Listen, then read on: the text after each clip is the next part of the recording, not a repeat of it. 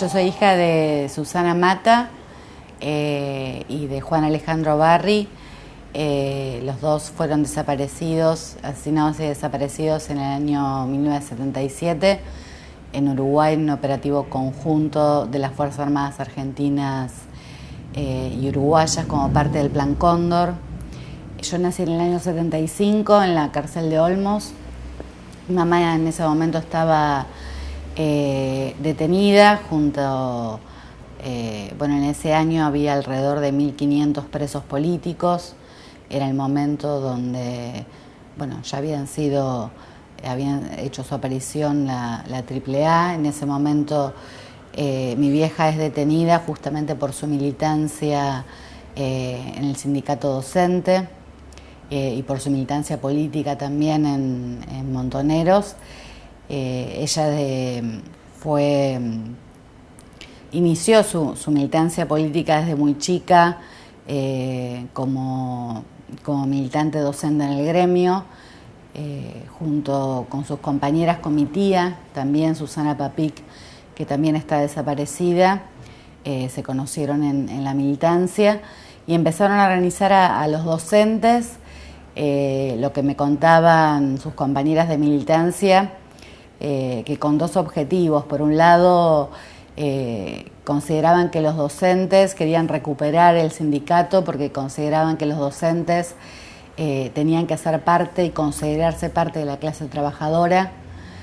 Y era una pelea muy grande contra los que dirigían el sindicato en ese momento, contra la burguesía sindical, pensando que los docentes eran como una élite aparte. Y la pelea por considerarse trabajadores de la educación tenía mucha importancia, tanto para la pelea por sus derechos como para pelear en común con el resto de los trabajadores y de los sectores populares que en ese momento estaban dando luchas enormes del salario, de las condiciones de trabajo, y la pelea por una educación laica, por supuesto, pero una educación que esté orientada al servicio de las necesidades de los sectores populares. Ellas militaban mucho en el barrio y organizaban en común con los padres, con los alumnos.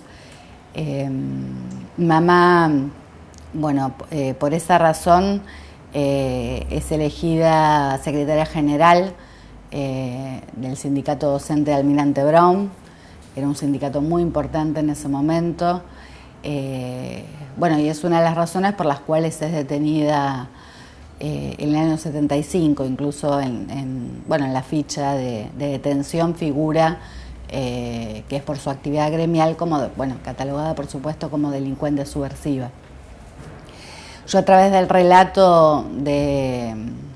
las compañeras de militancia de mi vieja, conozco que la historia de ellos había sido publicada por 3 revistas en la dictadura, las 3 revistas pertenecientes a Editorial Atlántida, en donde, yo cuando me cuentan eso me acerco a la Biblioteca Nacional a poder conocer esas revistas y me encuentro con que mis viejos habían sido, y particularmente yo, objeto de una gran campaña, lo que los militares en ese momento llamaban acciones de propaganda, de acción psicológica sobre la población civil, para justificar no solo el asesinato de ellos, sino legitimar los crímenes más atroces de la dictadura y del terrorismo de Estado. Ahí en esas revistas, cuando cuentan el operativo en el que matan a mis viejos, que yo estaba con ellos en Uruguay, estas 3 revistas, Gente, Para Ti, Somos, que muchos de esos personajes que dirigían esas revistas hoy están en los grandes medios de comunicación, como por ejemplo Chiche Helbun o Héctor D'Amico, de La Nación. Contaban los hechos, tergiversándolos, por supuesto, diciendo que mis viejos, uno de los títulos decía, me ponían a mí en la foto, en la tapa de una de las revistas, diciendo los hijos del terror. Y toda la propaganda, todo el discurso decía que mis viejos habían sido bueno, terroristas, subversivos, fabricadores de huérfanos. Particularmente con mi vieja era el ensañamiento, cuestionando su rol de militante siendo mujer. Recuerdo una frase nefasta que decía una mujer que prefirió seguir peleando por eso que dedicar su vida a criar a esta nena que quedó sola en el mundo, que sería yo, por culpa de esta madre subversiva. Bueno, fabricadores de huérfanos, bueno, todos los... bueno, las calificaciones que utilizaban, digo, para justificar ante todo el mundo la desaparición, el secuestro, la tortura. Bueno, la historia de mi vieja es una historia impresionante. Es un orgullo enorme, digo, al revés de lo que decían, ¿no? Digo, que prefirió luchar que criar a una hija. Y yo me acuerdo de una frase que siempre me contaban, que decían ellos que todo lo que ellos hacían lo hacían justamente por sus hijos, por mí, porque querían transformar un mundo para dejarle a sus hijos un mundo absolutamente distinto, que no tuvieran que vivir las consecuencias que hoy seguimos viviendo justamente porque fueron ellos derrotados. Bueno, mi vieja, además de haber sido secretaria general del sindicato de Almirante Brown, donde la militancia fue muy fuerte, tanto en la pelea por sus derechos como ellas en el año 74, me acuerdo que, bueno, que me contaban, ya había un centro clandestino en zona sur, y una de las cosas por las cuales peleaban hacían movilizaciones a ese centro clandestino para que saliera a la luz en ese momento. Y un reclamo fundamental siempre fue de incorporar al sindicato la defensa de los presos políticos, la libertad inmediata de todos los presos políticos. Mi vieja también fue parte fundadora de La Cetera en la clandestinidad, que eso yo ya me enteré tarde, yo viviendo y militando en La Matanza. Me enteré a través de otras compañeras docentes de ella que mi vieja también había militado en La Matanza desde muy chica, y que allí hacían las reuniones también en la clandestinidad en un local para fundar el sindicato, bueno, que hoy existe, La Cetera. Incluso mi vieja, cuando sale del país, cuando van a Uruguay, una de las cosas que hace también allí es, bajo otro nombre obviamente, pero es formar un sindicato en una de las zonas de Uruguay que no existía en ese momento, previamente a que fueran asesinados. O sea, todo su paso por Uruguay también estuvo acompañado por una lucha enorme y por seguir su militancia hasta último momento. Bueno, yo creo que parte de la historia de mi viejo, que es la historia de muchas docentes, como mi tía también, que se conocieron y militaron juntas también en ese sindicato, que fue una de las primeras desaparecidas en el año 76, junto con mi tío. Fue la inspiración para transformarme en militante desde muy chica por los derechos humanos, y luego en militante revolucionaria del PTS, para justamente continuar esa lucha, pero realmente hasta el final, de poder lograr terminar con esta sociedad de explotación, y yo creo que eso es algo que me han transmitido a mis viejos, y lejos de todo lo que pudieran decir esos señores de la prensa, transformó mi vida en forma enorme, y tengo una reivindicación enorme de lo que fue su vida, su militancia, su entrega, por todo lo que lucharon y lo que fueron como personas. Bueno, y este 24, nosotros, como todos los años, vamos a marchar con el Encuentro Memoria, Verdad y Justicia. Como estos últimos 12 años, consideramos que tenemos que seguir movilizándonos en forma independiente. Nuestra principal bandera va a ser por los 30.000 desaparecidos, por el juicio y castigo, contra el ajuste del gobierno de Macri y la represión y los gobiernos provinciales, pero consideramos que hay que mantener la independencia de lo que fueron estos 12 años, porque somos los mismos que estuvimos también en las calles peleando por Julio López,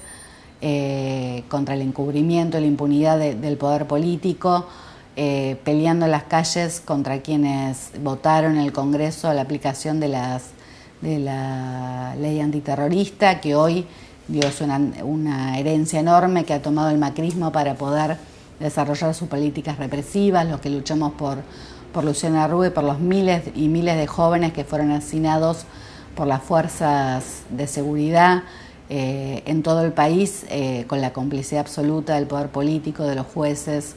y de todos los gobernantes. Bueno, como planteaba Alejandrina,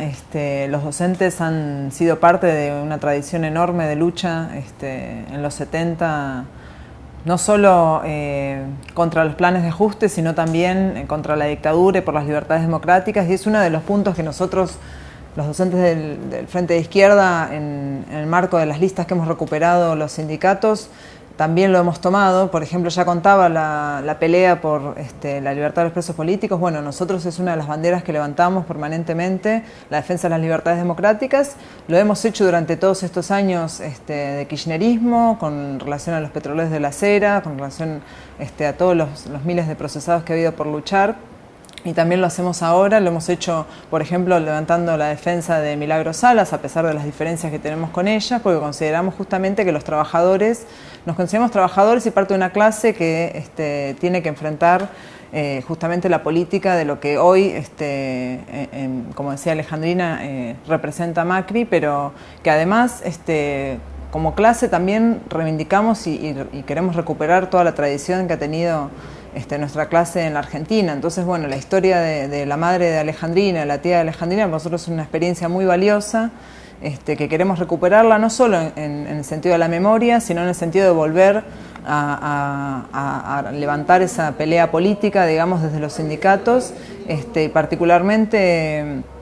en Matanza, digamos que es un lugar donde los docentes han sido parte de la coordinación con otros sectores en los 70, por ejemplo, en el Hospital Posadas, también, que fue un lugar donde se montó un centro de detención en la dictadura. Los docentes han hecho unidad con ellos, con los trabajadores de la salud, y han enfrentado los planes de ajuste, han enfrentado